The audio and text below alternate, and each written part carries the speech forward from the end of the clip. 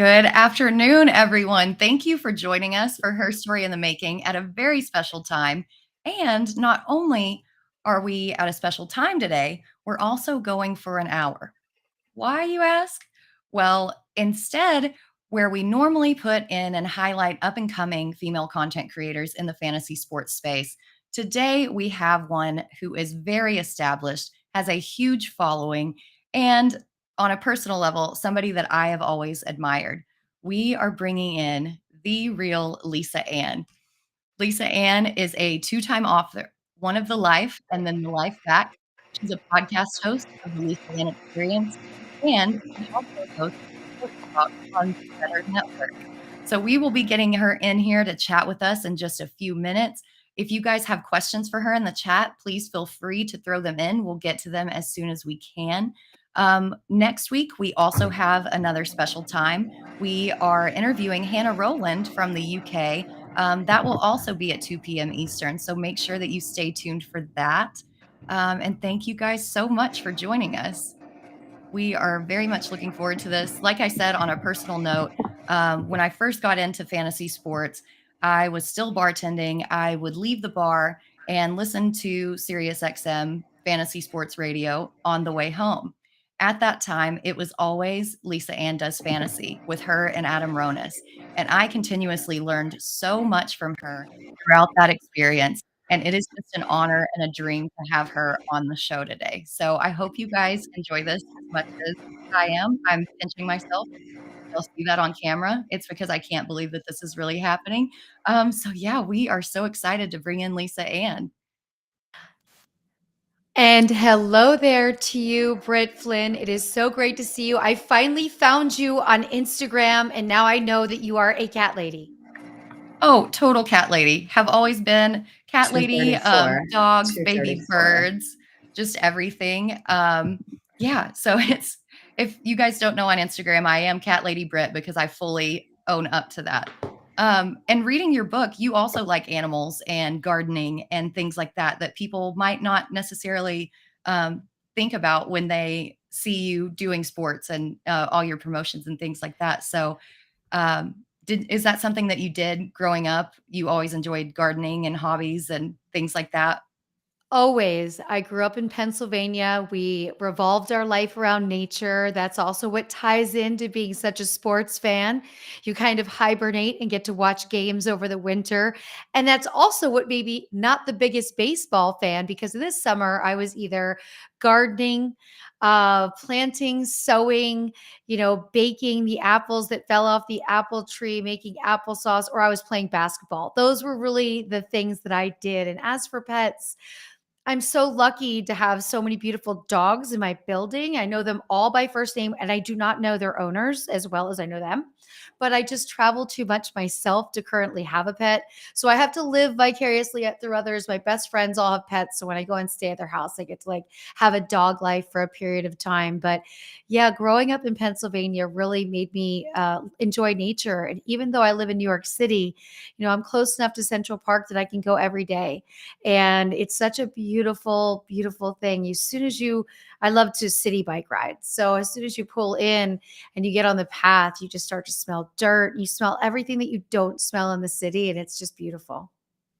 I totally agree with that. The smell of petrichor and clean dirt just does something to your mental state that you Yeah. can't get anywhere else. But we're going to jump right in here. We've got a ton of questions today, a ton of people in the chat. And like I said earlier, guys, if y'all have a question for Lisa Ann, type it in the chat. We'll try to get to it as best as we can. But I'm just going to start off with a couple softballs here. You've said that sports has always been a huge part of your life. What are some of your earliest memories of sports, and how did they end up becoming so integral to who you are as a person? My earliest memories would start with the basics of just playing catch, right? We were outside kids. So in the summer, we were only allowed to watch 1 hour of television a day between my brother and I. So we had to agree on two 30-minute shows that we would both deal with, right? because, of course, he wanted to watch the A team and I didn't. I wanted to watch Laverne and Shirley or Happy Days. And so we played outside. And so I just remember playing catch, then going to the park with a basketball. And, as my earliest childhood memories are playing catch, playing basketball, and skiing. So as soon as I was able to start watching games, now we were allowed to watch endless sports, only an hour of television, but sports. My mom wanted us to be involved, which was so smart. Sports keep you healthy, they keep you focused. They really teach you how to adapt on a team and get along with your teammates. They teach you the strengths and weaknesses of yourself and others and how you can prop each other up by, being a part of a team. So my earliest memories are really just that. And I can remember playing catch in the street where I lived in Palmer Township 4 hours with my neighbors. Like whoever would come out and get in and we'd play for a couple of hours. I was always just such a tomboy. And so to me, that was, fully entertaining. And you're competitive too. And that's something that I love because I think that we're really similar in that way. One of my earliest memories was playing basketball in a gravel driveway with my dad. And we would start out playing horse, and then I would lose. And I was like, how about we play horse's butt? And then we would continue the game after I lost that and say, how about we do horse's butt crack? Because I could just not deal with losing. And so we had to keep this game going, and it would go for hours and hours. We see some of you guys in the chat. Thank you so much for joining us. One question that I've been wondering since finding out that you're a Cowboys fan and you're from Pennsylvania. As a fellow Cowboys fan, I absolutely love that. But you're a Cowboys fan who grew up in Pennsylvania during the Steelers dynasty. So, how did you become a Cowboys fan when the Steelers were right there? Well, this I would have been closer to the Eagles, so that would have been my team. We didn't really look at the Pennsylvania as it's such a big state, right? Steelers fans and Eagles fans are totally opposite. I was born and raised into it. My dad was a Dallas Cowboys fan, a huge fan of the Tom Landry era. And if you remember, you don't remember, Britt, if you don't mind me asking, I know a lady is never supposed to ask age, but we're realistic in this generation. We do this. How old are you? I will be 36 in 2 weeks. So, I do remember the early 90s and the Cowboys dynasty. Right, but let's go back to the 70s and 80s when I was growing up and you had about 3 teams televised. You couldn't see all of the games, and so there were 3 to 4 teams that if you grew up in the 70s or 80s, you most likely were born into a family that was already watching these teams. Now, it did go against the grain to not be a Philadelphia Eagles fan, but that was very much like my dad. I get that from him. He wanted to be the opposite of everybody else. So, if his brothers were rooting for the Eagles. He wanted to bet against them. And so Dallas Cowboys were like the rival even then. And so being brought up and raised in it, being able to see every Dallas Cowboys game was a huge part of the fandom as well, because we never had to miss or listen on the radio. Yeah, I think the same happened to me in the early 90s. We had uh, growing up on a farm, we had an antenna. So we didn't have cable, we didn't have dish. We got like maybe 3 local channels. If the wind was blowing the right direction, then we got Fox. Right. And Fox was where the Cowboys played. And it was always snowy because the reception was so bad. And I just remember Oh, thinking as a young kid, I'm like, why is it snowing in Texas right now? And it was because of the reception, but we still somehow made it and managed to watch all those games. But you not only love football, you're all over the place at NBA games, MLB games, NFL. What's your favorite sport or your favorite team, or do you love them all equally? so my first love is definitely basketball. I can watch endless NBA. It's just such a fast-paced game. It's such an electric game to visit live. My second love would be NFL. I just got into baseball for Better Boss when I started working for Fantasy Sports Radio, so that I could really stay on air all year and to be a part of fantasy baseball. Baseball is better now than ever, and I know the old school baseball enthusiasts are not happy about the pitch clock, but I went to a Yankees game, sat right behind home plate. And I will say it's adrenaline pinching now because you're watching this pitch clock and you're watching somebody maybe stealing a base. And so you know there's a time frame where this is going to happen. So you don't like get lost in conversation and miss a good pitch and then have to go back and rewatch it up on the Jumbotron. You are present. And I love that factor. So that makes me like baseball a lot more. I also enjoy a little NHL. My secret love is golf. I watch every major tournament. I want to play. I took a little brief lesson last week when I was in St. Louis. I said always I would play by 50, but it's a commitment. And when you live in a city where you don't have a golf course 5-10 minutes from you, it's also a whole fiasco. Like, oh, I'm going to spend an hour getting out to Long Island. This is going to be a 10-hour day. I'm going to have to stay up all night working. So I don't have the time right now, but they need to bring a Top Golf to New York. That would get me at least, whacking the balls at there. I'll watch some UFC as well. I got into UFC during the pandemic. It was the only thing we had to watch every week. And I watched every single match, learned a lot about the art of UFC. Also loved leaning into it when there were no fans and you could hear every single hit. So I have a really wide range, but when it comes to live sporting events, I will go to anything. I love that so much. And I was going to ask you if New York had a Top Golf, and then you just answered that question for Not me yet. in there. We're working Oh, on it. hey, guys listening, anybody listening on this broadcast, let's get Lisa Ann a Top Golf in New York. But shifting gears a little bit, let's get into some of your career trajectory. If people didn't know, you were a talent agent for several years in the adult entertainment industry. You also owned a salon for a little bit. How did that experience help you navigate and form relationships with professional athletes and other figures in the sports industry? And did that help steer you in the direction of sports broadcasting? So really, they're not very connected at all. I'm always just looking for opportunity. The spa really landed in my lap after 9/11. I had been on the road during that time and we were not able to fly back. And by the time we flew back to California, it was like 3-4 weeks later. And I remember saying, I just want to go to the spa. I want to get a massage, get a facial, what have you. I go in and the owner was the only person there. And I had known her for years, but she was so hard to get an appointment with.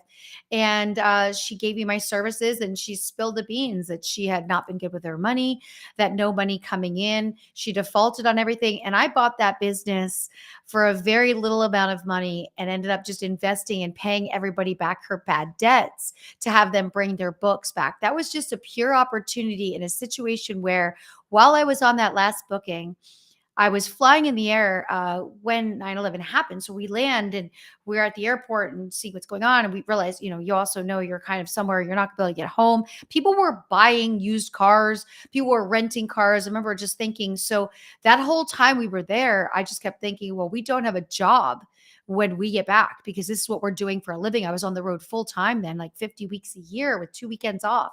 And so it was just an opportunity. And she told me her story and I had the spa for 4 years. The spa was a great college education for me because I learned about the State Board of Cosmetology. I learned about the State Franchise Tax Board. I learned about unemployment. I learned about unemployment hustles. I went through pretty much every experience that 4 years, which definitely made it easier to start an agency because it was just another business, right? Once you have, the nuts and bolts of what you need to do to succeed, to profit. But my connections with NBA players and NFL players and people really in this world are because of how they initially came across me. And so it's a funny bond that I have with people that a lot of people will never understand because they assume, oh, anybody that knows you, as Lisa Ann, you're hooking up with them. But most of them, there's just this shared experience of being a celebrity, being well known, me being able to reach out to a player after a big game and just say great game, like they find joy in it. And so it's a fun thing that I get to do because they know of me in one way and I parlay it into this other way because they know I'm a fan of them, like they're a fan of me. So this fandom friendship with the same kind of understanding of our privacy and our boundaries and our lifestyles, we have a connection that a lot of people just couldn't really factor in or understand. And so they find me very easy to talk to. People normally will come to me when they're going through something that's difficult because they look at me and say, well, with all that you've done in your life and all the things you've overcome, obviously you could help me with this minor problem that I'm dealing with. And it's become a really nice unity that I have with a lot of different levels of people throughout the world. Yeah, and that's something definitely that I've noticed about you is that you do um, kind of branch off and build on these relationships, and you have a lot of foresight with your career trajectory. You've got the talent agent, you've got the salon. You hosted a show on SiriusXM before you began on SXM Fantasy Sports. And it does seem like you're always one step ahead in planning your career and visualizing what you want out of it. So how do you continuously reinvent yourself so fearlessly and just know what you want out of this space in your career? Well, I think knowing what you want comes directly from knowing who you are. I've always known who I am. I'm someone that likes to try new things, likes to be involved, likes to network, likes to be busy. I like to work hard. And then when I'm with my friends, I don't look at my phone at all. And I'm in that moment and I'm present. So I love to work. And there's a lot of people that would say like that's crazy, but when I'm doing the things I'm doing, these are all the things I chose to be involved in. So I dig into them like, sometimes I'm at my desk for a couple hours. I'm like, I really like what I do. Like, this is fun. This is really fun. So I've always been forward thinking, but knowing that I'm going to want to have momentum.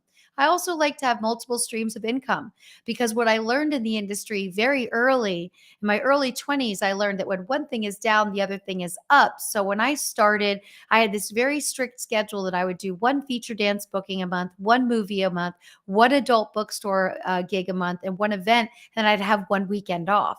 And so I had this mapped out because maybe you went to a club and it wasn't busy. There was a concert or something going on in that town, but you know what? Then you went to the bookstore, you did this. So that basis of being so young and knowing that I had to have the discipline to stay engaged with multiple things, to stay financially sound and to plan for my, financial future just kind of really carried and continues to carry. And I continue to add things into my wheelhouse. And from now I'm doing a month of drafts on Fantrack starting in June. I'll be doing a best ball draft a day at all different times of the day. The whole schedule is going to go out. I'm going to live stream them all. It's going to be a ton of fun, a great way to get people involved in best ball. And at the same time, I'm releasing wine. I partnered with a winery in Sicily. So I have a white and a red that's coming across the border right now, going through customs. And so these are two very different things. So when I get bored with one, after I work on it for a couple hours, I bounce over to the other,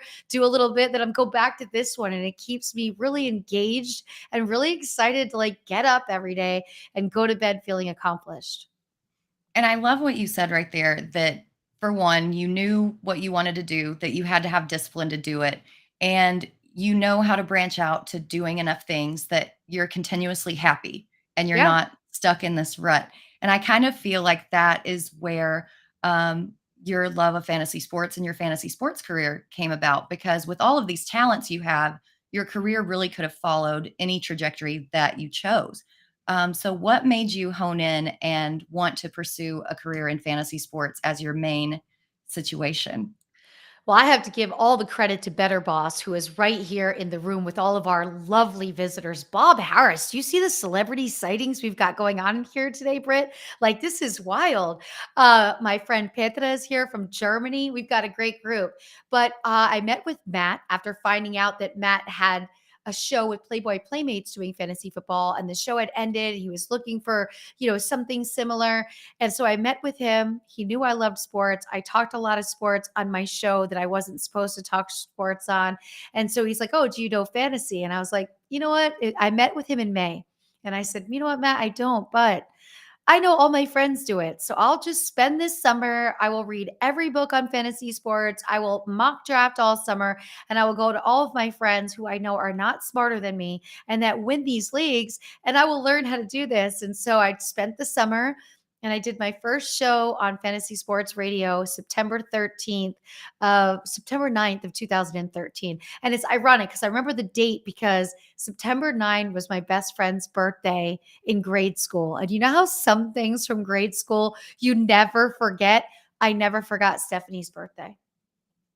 Well, I love that because you're absolutely right. Some of those things just kind of stick in your brain forever. I think another thing that sticks in your brain forever is all of your knowledge of sports and just all the stats. And I don't think that a lot of people realize just how knowledgeable you are and what a great personality that you have. And because of that, unfortunately, some people weren't so welcoming in the fantasy sports world because of your background. So, how did you motivate yourself to drown out that noise and put forth the best version of your product on these shows? I'm realistic enough to know that in life, not everybody is going to be on our team. Not everybody's going to share our vision. They're not looking through the same eyes. They're not thinking with the same mind. But I'll go back to my last answer. I know who I am. And I know that when I commit myself to it, I'm going to work hard at it. I'm going to be on time. I'm going to go the extra mile and I'm going to do what is asked of me and what is needed from me. And for me, that's part of being committed to whatever I sign up for. So, in passing, you learn in life that a lot of our own thoughts are worse than what somebody else may think. So I've just learned to minimize the chatter. And I've learned to say to myself, like, hey, I get it. Not everybody's on Team Lisa. Sometimes I'll joke about it because I'll see somebody in person. I'll be like, I don't think that person's on Team Lisa. And my friends that I know when I feel that vibe, but I just don't take it personally because we have become so conditioned to allowing our thoughts to be controlled by the thoughts of others because we have all this noise at us with social media and all these opinions with the news and all this like triggering stuff. But really, it's how we process the information that we're receiving. So I let it easy go, easy come, easy go, and just kind of chuckle it off as, oh, I guess, not on Team Lisa. And that's really it because I'm going to do what I need to do to shine. And if it doesn't work for somebody else, I respect that and I understand that. Yeah, you said something on the Best Women's Boxing podcast that I really took to heart. And you said that people are only as judgmental as you allow yourself to think they are. And I love that philosophy of knowing that not everybody is going to be on your team, that not everybody is going to like your takes. And there's just so much positivity because of that philosophy that you bring to the table. How do you continue to remain positive and drown out negative comments in your life while still giving so much to others in the form of mentorship and charity? Because it's easy to be positive to yourself, but dealing with that and being positive and giving towards others is an entirely different aspect of you. So I'm a big believer in frequency. So, our life is really a vibration. And what kind of vibrations are you putting out there? What kind of vibrations are you getting in? So I know by my own vibrations that when I look at social media, if it's a day where it's like, I look at it and I'm like, oh, because I'm good. I'm mute, block, mute, block. New Year's resolution this year, one of many was to not troll trolls. So now I'm not even responding back to trolls, which feels great. It's freeing me up a couple hours a day. But I've learned that like when I start to feel that way, I just got to step aside and I got to find something positive to do to raise my frequency. And then I can go back to it.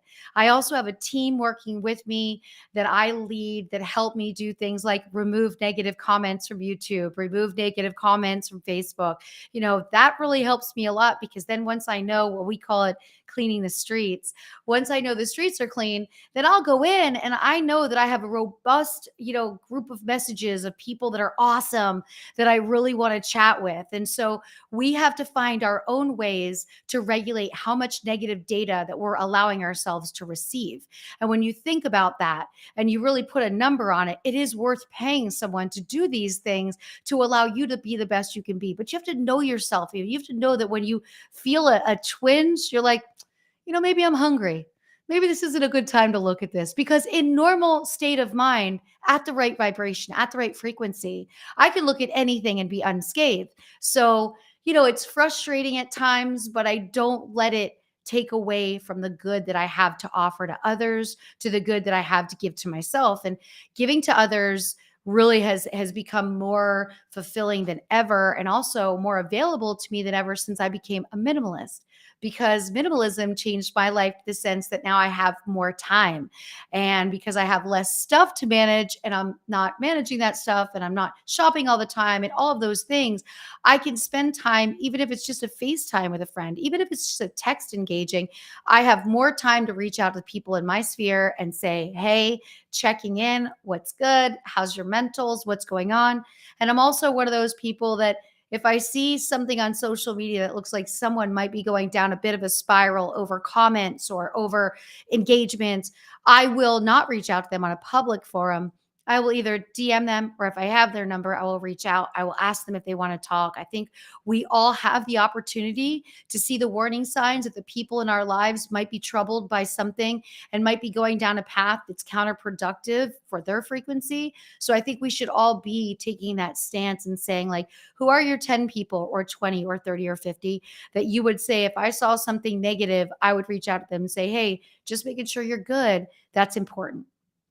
Yeah, it really is important, and something that I think tends to get lost in this day and age of social media and immediate gratification. And you've got so much going on that it really can distract from both who you are as a person and those people around you. And we tend to get drawn in. And so I love the way that you have navigated that and have such a great perspective. But we're going to switch gears here a little bit. We mentioned it at the top of the show, but you are the author of two books, which I absolutely love. There's so much great advice in there of how you navigated some anxiety and some kind of depression and how you pulled yourself back up and then continued to navigate and rebuild yourself. So, what inspired you to write your story and put your truth out to the world? Was that a way of rebranding in a sense, or did you do it for you? It was a lot of both, right? I had told everybody in my life that I was going to write a book one day. So whenever I was making a ridiculous decision, I would always go to my friends and say, this is what I'm doing. But think about the chapter that could be in my book. So I sold everything from my teenage years till my 20s of this book, this said book. At the time, I told everyone it was be called Shelf Life, because I knew in the industry from day one that I had a shelf life. I would only last so long. And so that was a big thing.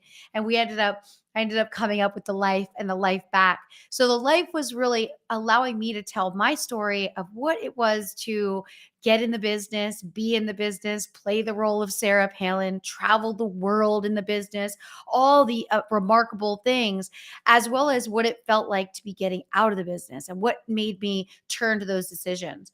And then the second book, The Life Back, really carries you from 2015 when I released my first book to like 2020 when, when the world closes down. I'm like, this is probably a perfect time to write a second book. And I felt like that book really gave an understanding to myself about how we can kind of remodel a home. We can remodel our lives. We can also remodel our mindset, and we can take daily actions every day, whether our life is good or our life is bad, to take a good step forward.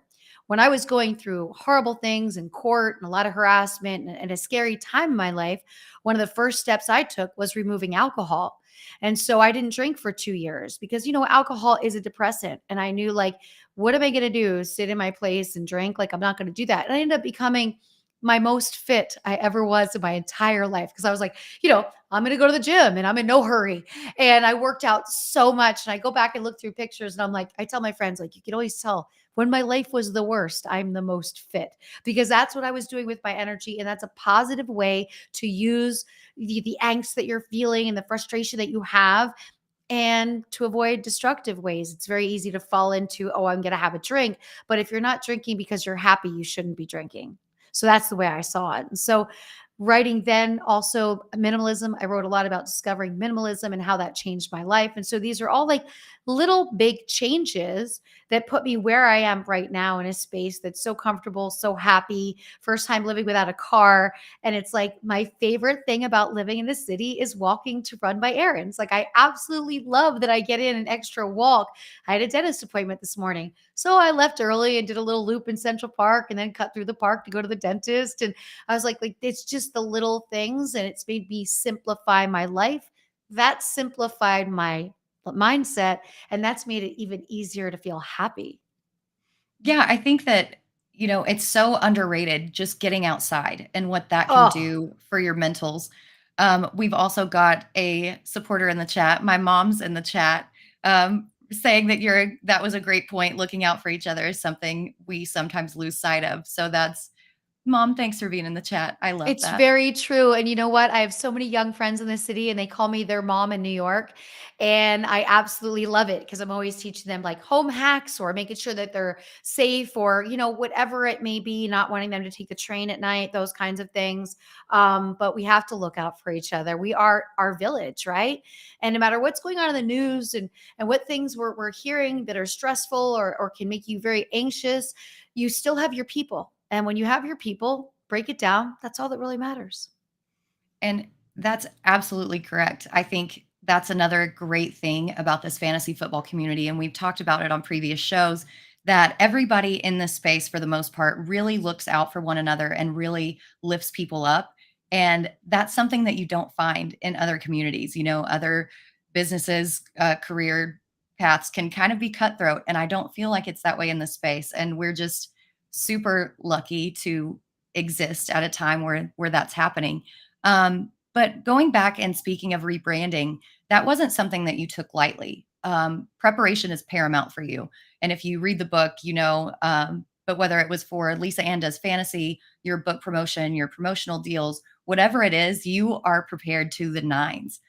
So, how do you think that preparation contributes to your success? And what advice would you give to somebody who's not necessarily the best prepared, like maybe me? Look, the piece of advice I give to everybody is just to be consistent. So if you're not always prepared, then that's fine because you're not always prepared. You're consistent with that. I can remember when I had my agency, I had a staff member that was always late, but he was great once he got to work. And so, everybody would be annoyed he was late. And finally, one day I was like, look, this is his one flaw, but at least he's consistently late and he stays after and he gets his work done and it's okay. Right. So being prepared for me has always just put me at ease. If I know what I'm doing the night before, every night before I go to bed, I write a detailed list. One side is the targets of things that I have to reach on a certain time. And then the other side of the list is the main things that I really want to accomplish that day. I break in where I'll have a little bit of time to make lunch, where I'm going to have time to get out, get a walk, go freeze. I go to cryo almost every day and get in the freeze tank. Things that I do, I wake up every morning and work out, I meditate. So I'm routine. And being routine is something that I even do on the road because I feel like once you break these habits, they're hard to implement back. But the more prepared you are, the more relaxed you are when you walk into a situation or when you hop on air. And you can never be over prepared because you'll use that for something else. That what you're putting together is your time to say, I want to be ready for this and give my all. But it's always been how I've been. I was raised, being very prepared. I grew up with grandparents that had a traveling greeting card business, and I traveled with them over the summer. And I watched everything from my grandmother drawing the maps of where we were going to go all through the US and Canada and writing it in a notebook as week by week where we'd be driving because no internet, you're pulling out a map. And instead of being on the map while she was co-pilot for my grandfather, so she would prepare that. My grandfather would prepare, the greeting cards, all of these little things I watched from them very young. I think they just became second nature for me in everything I was going to do. I That I always say that I'm going to take away something from an interview. I'm taking away several things from this interview, obviously, but the preparation part is just so wonderful to hear, and I'm definitely going to rewatch this and put that in my own little notebook to make I mean, sure girl, when I know that. I'm gonna be busy for a couple of days, I do food prep and everything just so that when it is lunchtime, I have a good lunch ready and all I have to do is either put the salad on a plate or heat up the soup or whatever it may be. That's how prepared I am. Well, there's a comment in the chat and it says, Lisa must have more hours in her day than I do, because you do have so much going on. And I'm like, how do you food prep? How do you list everything out? But it is that preparation. You've got everything down to a T so that you maximize the most out of your hours that you do have in the day. And that's just so important and something that I am still learning. But listen, I'm always listening to sports radio or watching something sports related while I'm doing these things.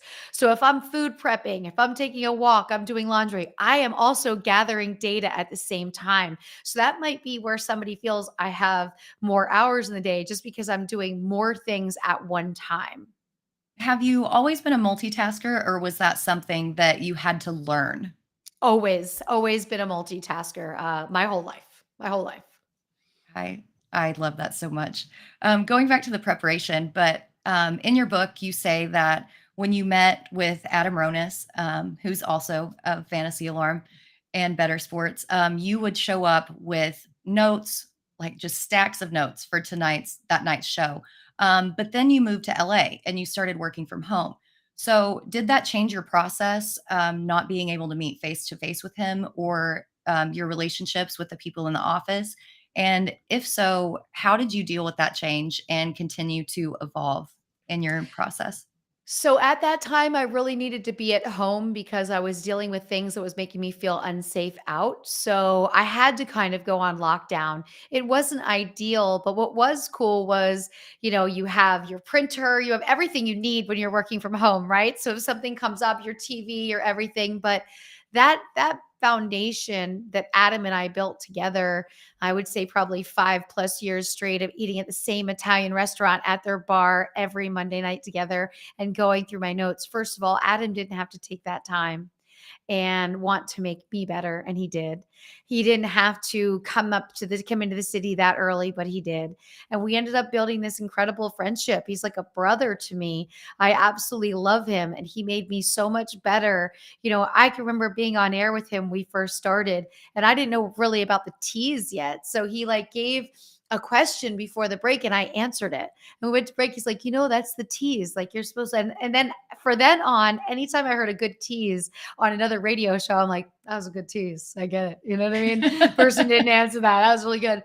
But it did help me. It changed a lot. I think some of us, yeah, I miss being in studio. I loved being in studio and seeing everybody at the building and doing those things. And we've come to this, we're all kind of working from home, which makes it feel a bit disconnected. It has its conveniences, but for the events that we get together, I see more people coming out. And that's a great thing because whether it's FSGA, Hall of Fame event, those events, we get to bond so much because we all work in different spaces. And being in New York, everybody that passes through here for something always reaches out to me, and I get to get together for a simple lunch or a walk. And so I get the best of both worlds being here. That just sounds so perfect. Also looking forward to the FSGA. I hope, are you going to the FSGA for the summer one, or So I is it going to think be the in summer Vegas? one conflicts with something else. What's the date of it? Do you know offhand? June 12th and 13th. Yes, I will be in Athens, Greece. Oh, well, how dare you go to Athens instead of the conference in Cleveland? No, have such a great time. That's going I to be a will. blast. But we've kind of touched on this a little bit before, about how you went through a big change after you moved to LA and you embraced minimalism. And as a part of that, you said in your book, the less you need, the more you can do for others, which just really hit me in the feels. I highlighted it, underlined it, all that stuff. But this led to you being involved in a ton of charity work like the Walk for Alzheimer's and several other charities. How did this work lead to you forming even more relationships and connections in the sports industry? Well, let me just say you have to read the book Love People Use Things. The Opposite Never Works. It's by the minimalist.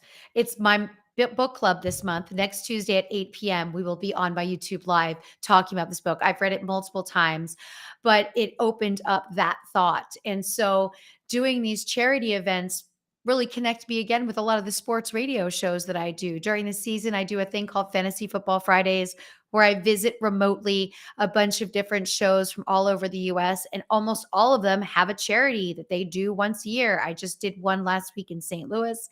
It's a charity golf event for Birdies for Bipolar. And I go there and I just get to host and ride around the golf cart, visit with everybody, and have a great time. Been doing it for so many years now. They're all like family to me. I've watched them have children, and each time I see them, they're showing me new baby photos. And what's really tenfold is from me doing other people's events, when I put out my own charities, whether it's for the Walk to End Alzheimer's, whether it's for Blessings in a Backpack, all of those people contribute. And so it makes me, a lot more powerful in the space of charity work. And so that's something that I really have found that I've loved. I did the 24-hour walk to end suicide last year here in New York City. I'm going to be doing it again this year. It's in DC. And I can't believe by just posting and sharing with my incredible followers how much money I'm able to bring in for a good cause. And it's just the greatest feeling ever to see who comes through for you and how much of a difference you make. And what's cool is like when you show up at these events, the suicide walk was my first time doing it last year. And so I registered myself in and I went alone and I found other people that were alone and I brought us all together in a group. I was like, okay, I'm going alone. I'll see other people alone. I'll ask who they're walking for. I'm going to make friends. And within 10 minutes, I had made friends. But when I went up to get my little bag and everything, the woman behind the counter was like, oh, you raised so much money. Thank you so much. It was just like the sweetest, warmest. And I'll never forget that moment because all I have to do is share with my followers that this is important and everyone gets behind me. And so by me doing these charity events for these sports stations, I'm closer with their audience. And then again, their audience helps me when I'm raising for a charity. And that's something that's so important as well. Using your platform for good. It's not something that you always see with other people who have such a high profile. And that is something that I think does make you unique and such a special person. And I can't wait if you have a charity. I know you probably don't come to Arkansas a lot, but if you have anything coming on down here, hit me up and I would love to meet up with you. Guys, if you have any questions for Lisa Ann, make sure to throw them in the chat. We've got about 15-ish minutes left. But we're going to switch topics again because, and this is something that I literally screamed when I read this in your book. You're not afraid to take risks. You should have heard that squeal when I saw that you went skydiving. I went once and it was both the best and most terrifying experience of my life. But how has that fearlessness helped you navigate the fantasy space and continue to propel your career? Fearlessness pushes me to the reminder of how alive I really am. I just climbed the edge in New York City, where you climb up the side of the top of the building and then you hang off over the edge, which obviously was awesome, but it wasn't scary enough because there's so much. I told the guy, stop walking us through the safety stuff. You're ruining this whole experience. I did have a good thrill seeking experience in Switzerland last year. Really wanted to go paragliding. I wanted to go at Interlaken. I wanted to just jump off the Swiss Alps. And so, went up to took the train from Luzerne to Interlaken just for the day, meet up with this crew. They have this van. They're like, yeah, we do paragliding. We'll drive you up to the top. My videographer was with me. And my videographer was like, I'm going to wait down here.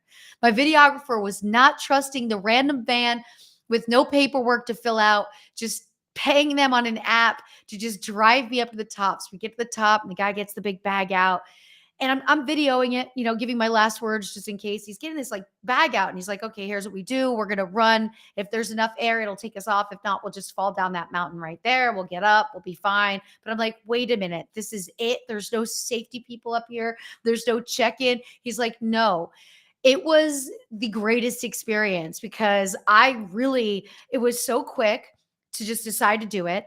Riding up this mountain, you're just looking over at these snow-capped mountains. It's so beautiful. You can see the lake, the sun is setting. And I'm like, we're just running off. And then we're just gliding. And we glided for about 30 minutes. It was so incredible. I've skydived, I've bungee jumped, I've taken the doorless helicopter. I've been in a bunch of helicopters, dog sledding in Alaska, private helicopter to a glacier, which is scary because when you get off on a glacier and you're standing on it, at any time it could crack and you could fall in, right? Right. So I love it. It reminds me that, age is just a number. It makes me feel incredibly alive. And whenever you do something that pushes your limits, you feel so invincible for a period of time after that, where you're like more productive, get more work done, work out harder. Like everything is like amplified because you're like, yeah, I just did that. And it was awesome. I want to skydive again. I'd like to go in some other countries. I wanted to go last time I was going to Australia. Didn't get a chance, but I want to see other places because you get such a beautiful view from up there. Now, can I ask you, did you cry when you went skydiving?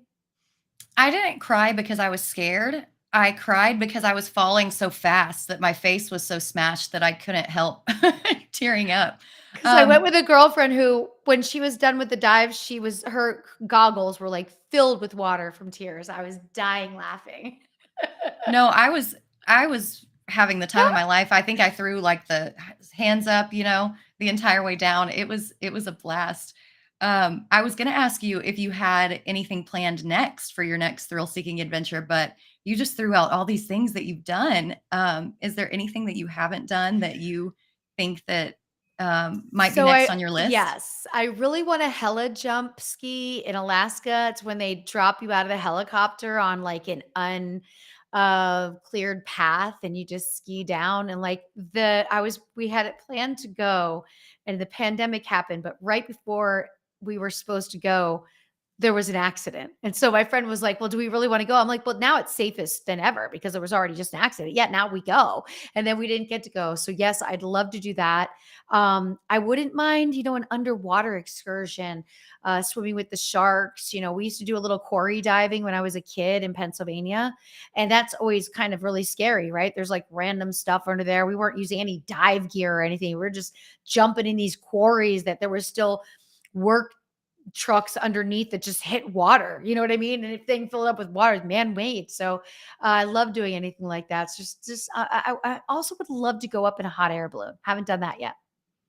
I feel like with all these ideas that you just threw out there, that there might be a new reality show in the works. So if you manage to find any more time in your very, very busy day to film a reality show, I think that would be something that would be incredible. Um, yeah, that's super exciting and cannot wait to follow you and see when you finally do accomplish those next Oh, few we have a good things. question. Where's a place you've never been that you want to next? Have I ever been to Iceland? I have not been to Iceland. I'd love to go to Iceland. I have been to Finland.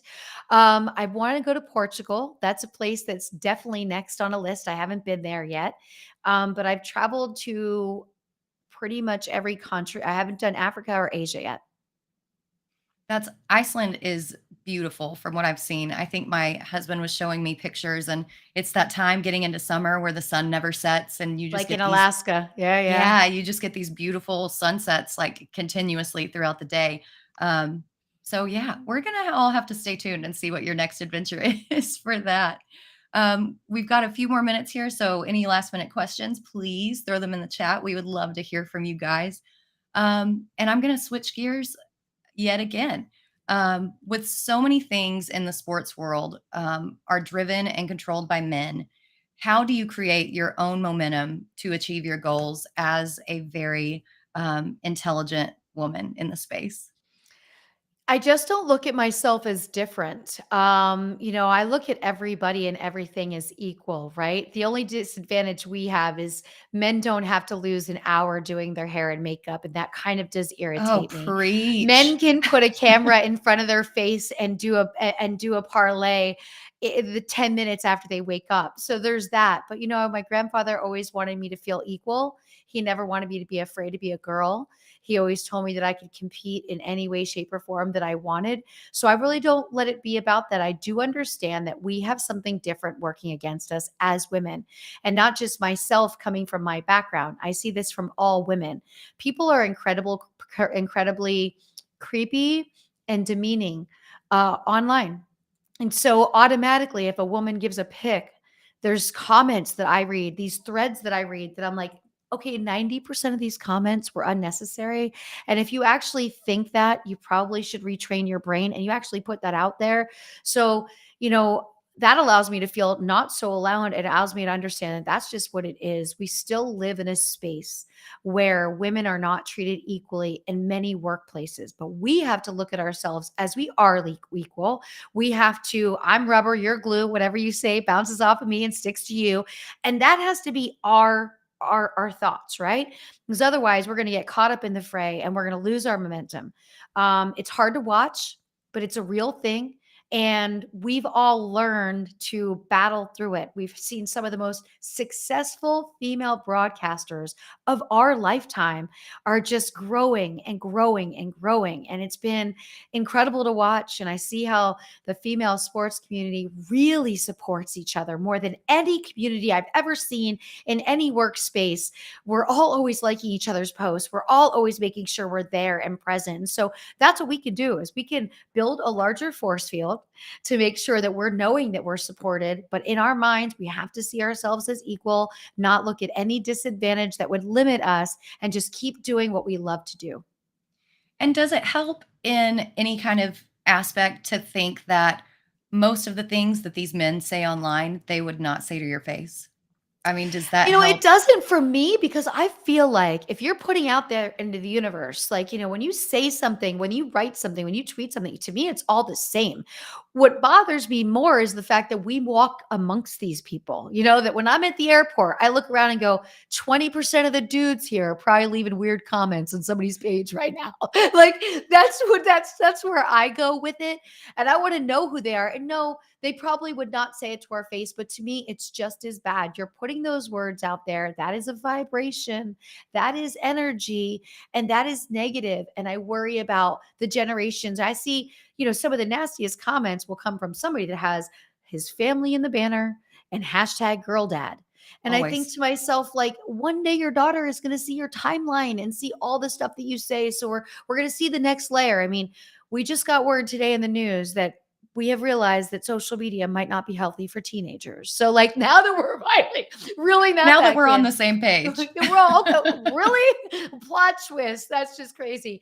But it's important to just stay focused, stay positive, and think and realize, like, sorry for that person, that's what they feel is what they should be using their time for today. I 100% agree. I think that's great advice. And for all you guys listening out there, take these notes away. Let's all be positive and be better in the space. Since you're such a trailblazer in so many areas, what advice do you give those future creators who are interested in pursuing a career in either sports broadcasting or fantasy sports? When you're putting yourself out there, you can overanalyze yourself too often. Whether you get off air of doing your show and you're like, that was not a good show. Like, you'll go back and retrace one thing that you mispronounced during a read and you'll beat yourself up about it. Same thing with content. There was a time where I would go to make content and I'd look at the photo for an hour and still not want to post it. Now it's like, let it go, let it be out there, share yourself organically. It's not always going to be perfect. That's why people love live. That's why people love to be a part of it, because we're all humans and no one is perfect. So it's about creating consistent content and keeping yourself out there consistently. Don't fall into the getting insecure for 2 weeks and not posting, because that's going to hurt the algorithm on social. And that's also going to hurt your algorithm in life. Life is just like an algorithm. When you pull yourself back, you lose momentum. So keep doing it. Keep believing in it. Keep networking with other people that you find creative and interesting and fun. And social media allows us to reach out to each other with the ease of just following somebody and meet other creators. And to me, there's a ton of negatives, but there are a ton of positives on how we can utilize social media to build our world globally and have these interactions for free. I mean, I understand a lot of people didn't want to pay for Twitter Blue. I didn't want to lose my blue check because I went through it so much. And also, I feel like Twitter's been free for so long. And I've made so many friends from Twitter and I've made so many great connections. So to me, I'm like, I'm paying for it just because I didn't pay for it before. But up until now, we could say social media was free. Yeah, it is kind of a double-edged sword, right? Because like you said earlier, we do have to deal with the trolls, but on that other side that outweighs the negative so much is the positivity and the outreach that you can get on social media and the relationships that you can build that you might not have necessarily ever been able to make had it not been for this thing that we call the internet. Um, a few more questions. Last call for questions in the chat before we get going. Oh, I got Chris. Chris says this is why AI will never replace the human content. Have you leaned in yet, Britt, on AI? Are you working with Chat GPT yet? I have not, but I need to. I'm actually doing a panel, and the topic at FSGA is AI and how I see it affecting content creation over the next 5 years. So, thanks, husband, for ruining my thunder, buddy. I'll allow it. It's his birthday. And then, mom, again, with some great advice. Don't overanalyze yourself. So hard to break that habit. Um, Thank you, Jeff, for tuning in. We really, really appreciate having you here. I'm going to ask just a couple more questions before we go here. Um, you've put out so much great advice here today. Um, but digging a little bit deeper, knowing what you know now with how the space has changed, some of the hurdles that you've had to overcome, or even some of the positives that you found that you didn't necessarily think that you were going to get. Is there anything that you would have done differently in your career, knowing what you know now? Yes, it would be what your mother just said. Don't overanalyze your health self so hard, right? It is so hard to break that habit. When I look back and people ask me, what's one thing you would change? I wouldn't worry as much. I worried a lot, and there's still times where I worry, and I have to say to myself, like, girl, you got yourself this far. Like, relax. Like, it's gonna be okay. But I didn't come from much. I was out on my own really young. There's always gonna be those in the back of my mind, could I be in that situation again? Like, what could happen? Right. And you worry. It's just the worry, because the worry is just a distraction. So, what I've learned is whenever I have a negative thought, I have to balance it out with a positive thought. Whenever I feel something negative, I have to balance it out with something that feels positive. Sometimes just sitting down for a minute and thinking about your friends or a trip that you just take is enough to switch your energy. And so that's really the only thing I would change. Every mistake I made, I'm glad I made, because it got me right here, right now. Mistakes can be very interesting. Not everything's going to be a success story, and failure is such a huge part of success. And so I accept failure easier now than, of course, I ever did, because as you get older, you worry about less and less. But it's the point now where when things go wrong, let's say I'm in a group setting and maybe our flights got canceled or something happens, I'm the one that is just unaffected. My friends are like, how is this? How are you so unaffected? I'm like, well, this is out of my control. Really nothing I can do about it. I'm not going to worry about that. But as for businesses, I've tried things and failed. And I've looked at it like, well, at least I tried. There could have been something else, but I tried. So don't worry so much. Yes, it's all in perspective, and everybody, I think it's human nature. Everybody questions themselves. We all have imposter syndrome. Just know what you're doing is good enough, and you're doing the most that you can. We've got one more question for you before we get out of here, and I just want to thank you again so much for coming on. This interview has been absolutely incredible. Let the pinching commence again, because I can't believe that this happened. But this show is called Her Story, not just because we want to hear about your past, but we want to know what you have planned for the future. So, where do you see your story continuing over the next few years? I'm always going to stay in the space of communication between doing Better Sports Live on Better Sports Network every Wednesday night, 7 to 10. My podcast, Lisa and Experience. I'm working on another book. I got a little book project going on. Wine's going to get me go out and communicate in person.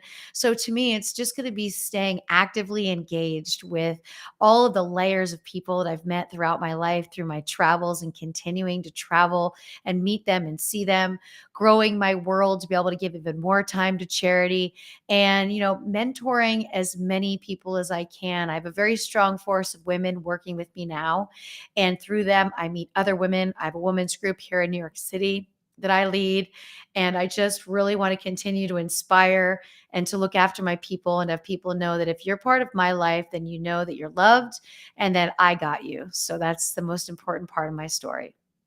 This is the positivity that we need here today. And I could not thank you more for spreading such great knowledge, such great advice, sharing your story with us. We just really appreciate having you on.